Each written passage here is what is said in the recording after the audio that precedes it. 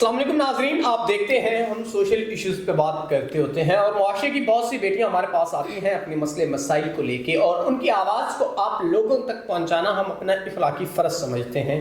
آج ایک بہن میرے ساتھ موجود ہے اور کافی پریشانی کے عالم میں یہ آئیں، تو آئیے ان کے جو بھی معاملات ہیں ان کو جاننے کی کوشش کرتے ہیں اور آپ تک پہنچاتے ہیں۔ السلام علیکم۔ وعلیکم السلام۔ اچھا بہن، مجھے بتائیے گا زندگی کے کیا ایسے مسئلے مسائل ہیں جن کی وجہ سے آپ پریشان ہیں، ہمارے ناظرین کو بتائیں۔ میں نا والدین کی ایک اکلوتی بیٹی تھی، تو میرے والدین نے بہت مجھے لاڈ پیار سے پالا، بہت لاڈ اٹھائے انہوں نے۔ تو بات آئی شادی تک، تو انہوں نے میری مرضی کے مطابق میری شادی کی۔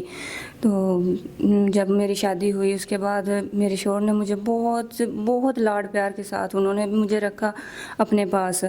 تو 4-5-6 سال ہو گئے تو میرے ہاں اولاد نہیں تھی، تو ان کی والدہ کو اعتراض تھا کہ اس کے پاس اولاد نہیں ہے۔ تو انہوں نے بہت اعتراض کیا، انہوں نے اپنے والدہ کے پیچھے لگے اور انہوں نے مجھے مارا، گالی گلوچ، مارا پیٹا، بہت کچھ کیا، لیکن میری برداشت سے باہر ہو گیا۔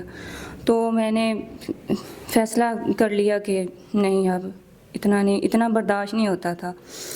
تو اس کے بعد پھر انہوں نے مطلب کہ مجھے بائیکاٹ کر دیا، طلاق دے دی۔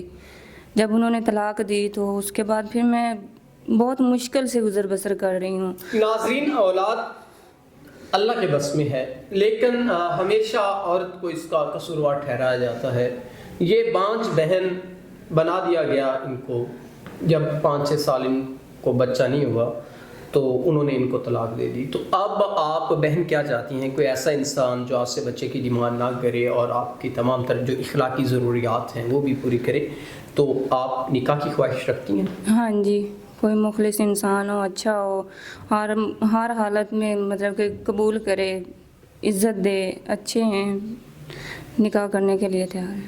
ناظرین، اگر کوئی ایسا انسان جو ان کے معاملات زندگی، ان کے ضروریات زندگی اور اخلاقیات کے اندر رہتے ہوئے جو بھی ایک ضرورت ہوتی ہے انسان کی، اگر کوئی پوری کرتا ہے تو وہ ضرور ان سے نکاح کرے تاکہ ان کی تمام تر پریشانیاں کم ہو سکیں۔ تو اسی کے ساتھ اپنے میزبان نواب احمد کو دیجیے گا اجازت۔ خدا حافظ۔